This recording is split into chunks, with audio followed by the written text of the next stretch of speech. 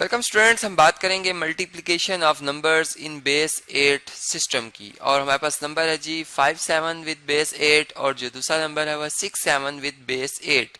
हमने इन दोनों नंबर्स को मल्टीप्लाई करना है।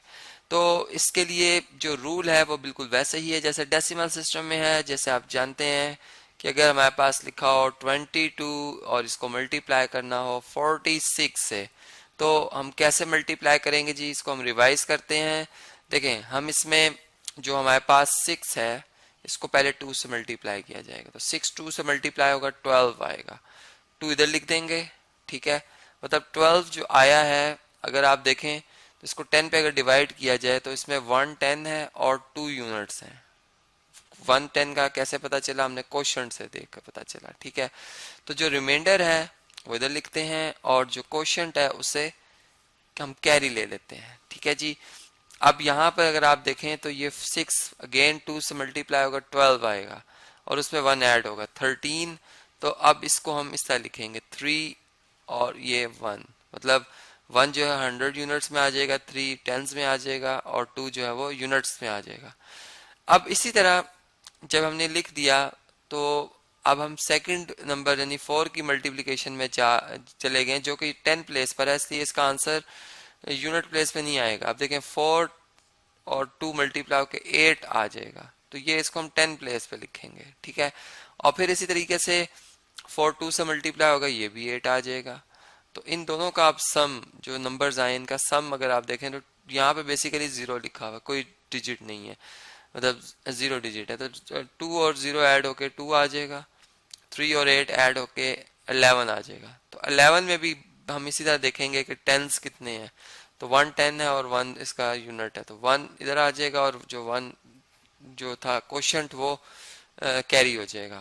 तो 1 और 1 2 और 8 10 होते हैं, इसमें भी फिर यहाँ पे 0 और 1 जो कैरी हो गया वो 1000 प्लेस पे आ जाएगा। तो हमारा आंसर आएगा 1012। ये बात तो हमने इसलिए रिवाइज की कि हम इसी रूल को अब जो है वो इधर इस्तेमाल करेंगे, ठीक है जी। और चलें, अब हम इस नंबर को लिखते हैं इस तरह से कि ये 57 विद बेस 8 है, इसमें बेस 8 मेंशन करना बहुत लाजमी है। और ये है 6 7 विद बेस 8, इनको हम मल्टीप्लाई कर रहे हैं। तो देखें, पहले 7 7 से मल्टीप्लाई होगा। जब हम 7 को 7 से मल्टीप्लाई करेंगे हमारा आंसर आएगा 49। अब 49 में हम देखेंगे कितने 8s हैं और कितने यूनिट्स हैं, ठीक है। 49 में तो यहाँ पर 8 से डिवाइड करेंगे, तो 8 के टेबल में 6 से मल्टीप्लाई करें 48 आता है और 1 इनका डिफरेंस है, रिमाइंडर मतलब 1 आ गया। तो यहाँ पर रिमाइंडर लिखेंगे 1 और जो ये 6 क्वोशंट है ये यहाँ पे कैरी आ जाएगा, ठीक है। अब जब आप 7 को 5 से मल्टीप्लाई करेंगे तो ये आता है आंसर कितना जी, 35। फिर 35 को आप डिवाइड करेंगे 8 से, ठीक है। 35 को डिवाइड करेंगे 8 से, तो 8 के टेबल में 8 4 टाइम होता है 32 और इनका डिफरेंस जो है नंबर्स का वो आएगा 3। तो जो जो रिमाइंडर है 3 वो इधर लिखेंगे और जो 4 क्वोशंट है वो कैरी आ जाएगा, जो कि यहाँ पर चूंकि अब कोई डिजिट नहीं लिखा हुआ इसलिए हम 4 को यहाँ पे लिख लेंगे।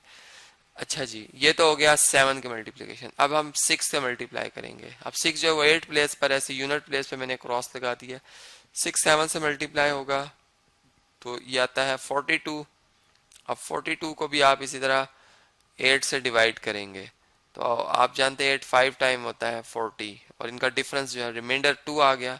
यहाँ पे रिमाइंडर लिखेंगे और जो 5 है क्वोशंट वो यहाँ पे कैरी आ जाएगा, ठीक है। ये 5 कैरी आ गया।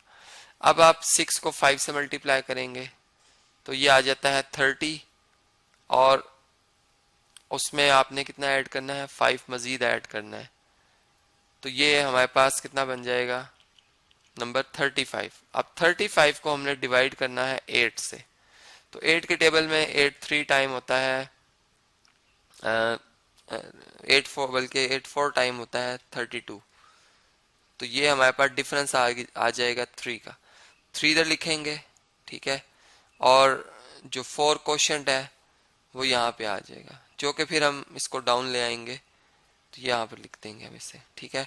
अब इन दोनों नंबर्स को ऐड करेंगे, देखिए 1 और 0 ऐड होके 1 आ जाएगा, ठीक है। ये बेस 8 में हमारा आंसर आ रहा है। 3 और 2 ऐड होके 5 आ जाएगा, 4 और 3 ऐड होके 7 आ जाएगा और 4 एज इट इज। तो ये आंसर बना 4751 विद बेस 8। ये इन दो नंबर की मल्टीप्लीकेशन से हासिल होने वाला नंबर है।